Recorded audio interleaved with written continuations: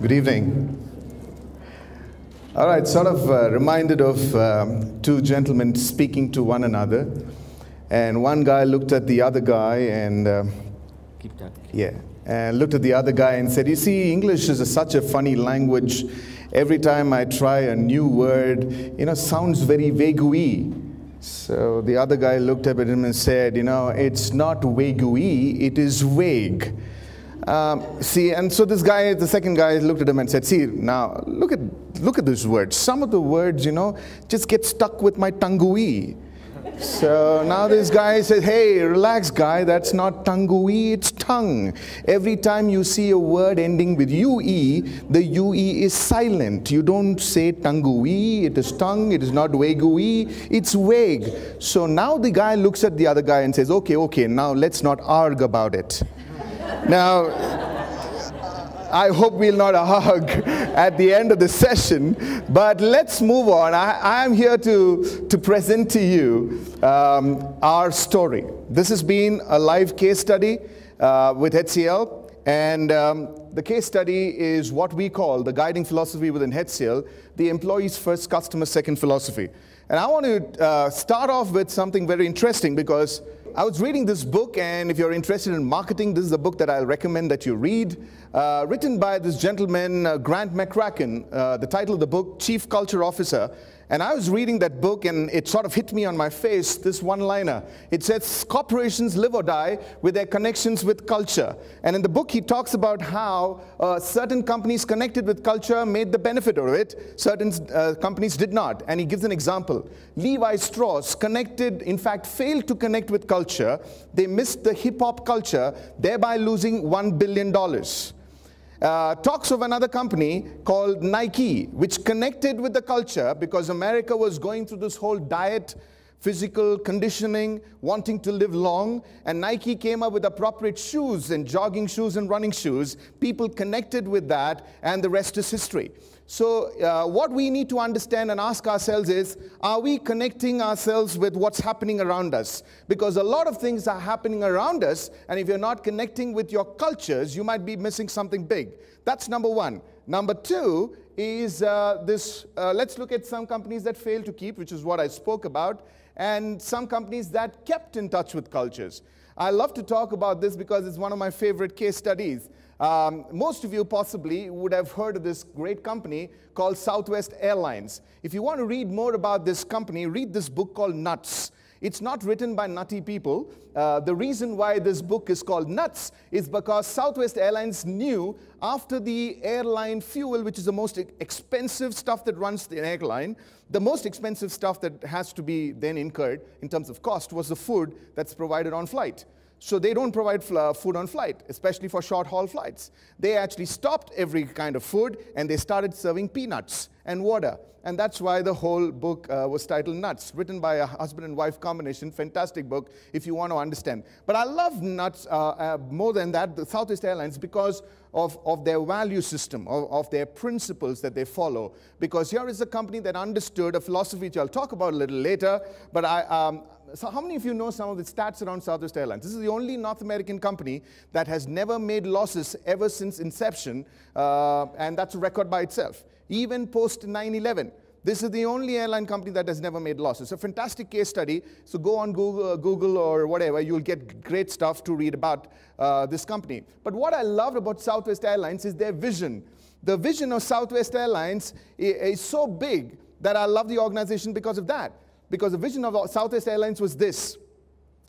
And before that, let me just back up a little. If you were to start an airline company, who would your competition be? Another airline, right? But Southwest Airlines, when they came about, when they started the airline company, it was not another airline company. Their competition was everybody who was driving in the United States, because they were targeting a group that was never flying, because flying that time was expensive. What they did was, instead of raising prices up, they dropped prices down, and that's why they were called the low-budget flights, and the rest is history that you know. So the vision of Southwest Airlines was the vision, which, and in terms of how they kept in touch with culture, was to have a vision, and the vision was so big, and this is what they said: I want every American family to be able to fly an airline. Now, if you have a vision that big and a heart that big, you'll do things differently. That's number one. Case study number 2 is another great company from North America, and that's Starbucks. Now, most of us probably love Starbucks coffee. Some of you possibly do not, but I'm not taking a vote. But the fact is, Starbucks is a great company by itself. Howard Schultz, the chairman of Starbucks, basically wrote a book which you possibly would read, and the title of the book is Pour Your Heart Into It, How Starbucks Built This Company, or Howard Schultz built this company, one cup at a time. Here was another organization that connected with culture because he was invited to actually meet 2 people downtown in Seattle in a small place and had a cup of coffee. And at that 1 cup of coffee, he fell in love with coffee because it was a coffee that was not available in the United States. And because he fell in love with that cup of coffee, he said it's too big a product to stay in this downtown Seattle shop. And just in one shop, I want to take it to the rest of the world. And the rest is history. So you see, these people connected with their culture so beautifully. And the way he did it was basically taking the coffee experience all around America and now across the globe. Having said that, let me move on to the company that I represent. We also had to touch with our cultures. We also had to feel our cultures, and that was in 2005. In 2005, the market in India was a very difficult market. It was a market where employees or probable employees would walk around with 2-3 offer letters in their hands, and you will never know if the employee would join the organization till you see that person physically in the office on day 1. Because he or she can choose to join any other company, even though they have got an offer with you. It was a strange phenomenon because it was an employee-driven market. But let me just share these facts for you. The fact is this. In 2005, HCL was 18,000 employees, $700 million revenue organization, having a 30% year-on-year growth, and present in 18 countries. Now that looks like picture perfect. It's a fantastic organization chart, great stats, but there was something that one man saw that the rest of the organization did not see. His name, Vineet Nair, who's written the book, and I want to clarify that I did not write the book because I want a job when I get back. It was my CEO. My CEO wrote that book. His name, Vineet Nair. He wrote the book Employees First, Customer Second because he knew that the only way to differentiate yourself from the rest of the pack was to have a differentiator. And the differentiator was a philosophy. Because you see, in every transformation story or any transformation journey, you have 2 choices. You can go with the what of the strategy, or you can go with the how of the strategy. The what of the strategy could be new markets, new products. The how of the strategy is how to run the company to actually facilitate those things. So we went by the how, the strategy, and the how was the guiding philosophy of the company. So looking at this, everything was perfect. The man looked at this and understood one thing, that HCL was actually losing a lot of things. They were growing slower than its rivals, they were losing market share, and more importantly, they were losing mind share. Despite the fact of growing 30% year on year, when we looked at competition was growing at 50% year on year, while we were only doing 30%. And the question that we asked ourselves is, they could do it so well, what is happening to us? And we had to do the differentiator aspect. So really look at the whole philosophy. The big change happened around 2005, and that's where the philosophy came in.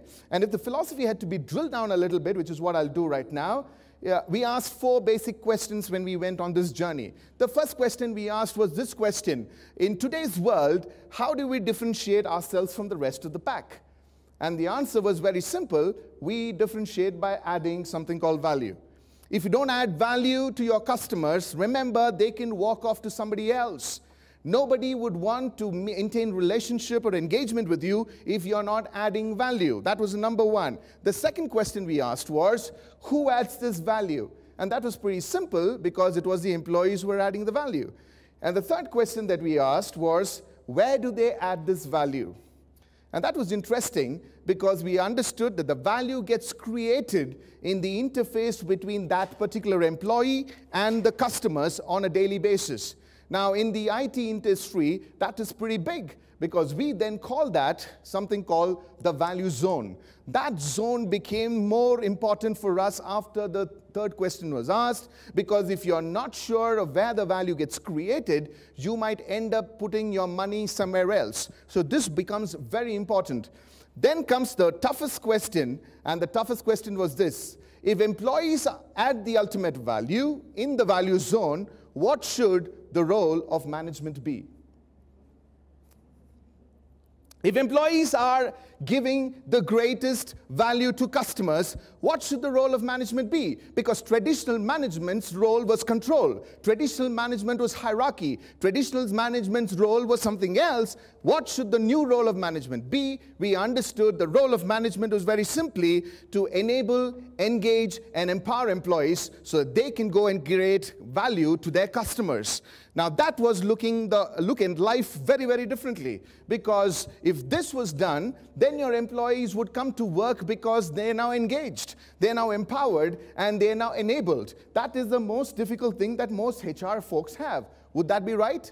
How do you keep an 18,000 organization engaged, enabled, and empowered? Unless you get this right, you possibly have it very difficult to do. So having said that, let me move on. I talked about Starbucks, so let me start with that.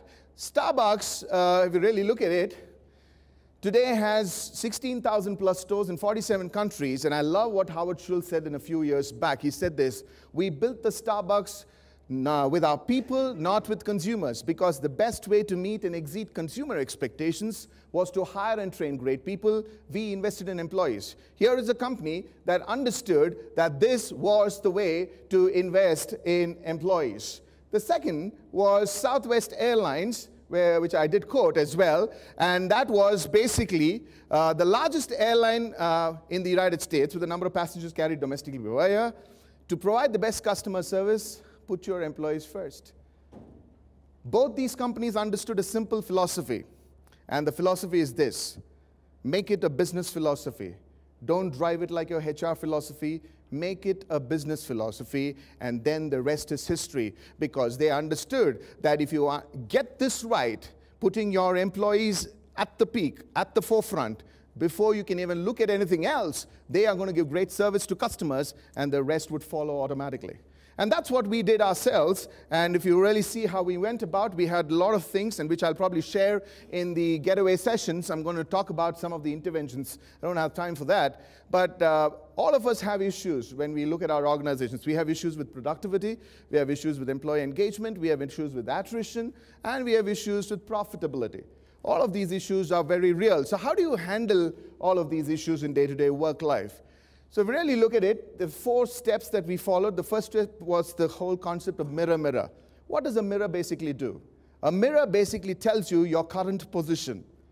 And many a times we're looking at change without really knowing where your current position is, or where are you currently? What is your current position? And I like what Vinit says in the book, because his heroes are Nelson Mandela, Martin Luther King Jr., and Mahatma Gandhi. They understood something very, very clearly, and that is positive dissatisfaction to where you are today. If you're wanting to change something, you've got to be positively dissatisfied so that you can move forward, otherwise you're never going to change. You've got to look at your current position and say, this is not where I want to be, but I also have to be clear with something else, which is my point B reference, and my point B is where I want to go. So if you marry the two, show the employees, hey, we are not happy where we are, but we want to go there. How do you make them fall in love with the tomorrow? That's going to be critical, and if you get that right, you'll move. That's number 1. Number 2 is nothing works in organizations without trust. Trust is the glue that holds everything together. The greater the transparency, greater the trust. And what did we do? In 2005, most of the financial data was only available for senior managers to actually read at. We said that's not right. Let every employee in the organization get to know what is happening at HCL. Let every employee get to know the profit and losses of a particular vertical, of a particular lob, and that was very important for us, and we did that. Trust through transparency. The third one was inverting the organization pyramid. That is creating structures for change. Now let me share that with another slide for you to understand that. Because we understood one thing, and that is this: in a knowledge-intensive industry, value gets created in the interface between the employee and the customer. And if you don't have structures that will actually help you do that, then everything else will fall. So if you really look at a traditional hierarchy, you have the top at the right on top, and the customers and the employees right below. You've got to invert the pyramid so that they come right on top, and then you empower these employees, because this is the value zone, and that becomes very important in terms of its structure. So if you don't have a structure that helps you do that, you will not be able to empower your employees, and that we call the value zone, which I think I already covered. And finally, recasting the role of the CEO. The recasting the role of the CEO comes in when we have we recruit close to 6,000 freshers from the market. When I say freshers, people who have no experience, they're coming straight from college. Now, when you have that kind of people coming into your organizations, what do you do? What do you do when you have people who are Gen Yers, who are millennials? Have you ever realized that in today's working population, there are 4 generations working with you? The traditionals, right? The baby boomers, the Gen X, and the Gen Ys. Each of them a brand of their own. Each of them a breed of their own. Each of them having patterns of their own.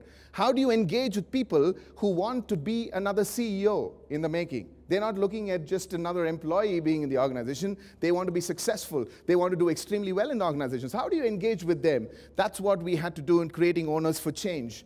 So has this worked for us? Well, that's a big question that we asked ourselves. So let me quickly share with you and close, and then we'll talk about this more as we move on. That's a stat in 2005. That's a stat in 2011. From 18,000 employees, we are currently 88,000 employees. From 700 million, we've moved to $6.2 billion. From a 30% year-on-year growth, then we're still maintaining a 30% year-on-year growth now. From 18 countries, we are now in 31 countries. Now, you can see the sea change in terms of what has happened. Now, I want to put this disclaimer. I am ready to say not everything is because of that philosophy that I just spoke about. It's got a lot of other things added to it, but the philosophy has helped. When you put your employees in the driver's seat and you give them the focus and engage, employ, and enable them and empower them, then you will see the results working for you. The many times the struggle is, how do we get them there? And, well, that's all I wanted to speak in the 17 minutes that I had, and I hope it was not a drink from a fire hydrant. I know I did go too fast, but nevertheless, we can talk about this when we actually get there. Thanks so much, Bill, for the opportunity.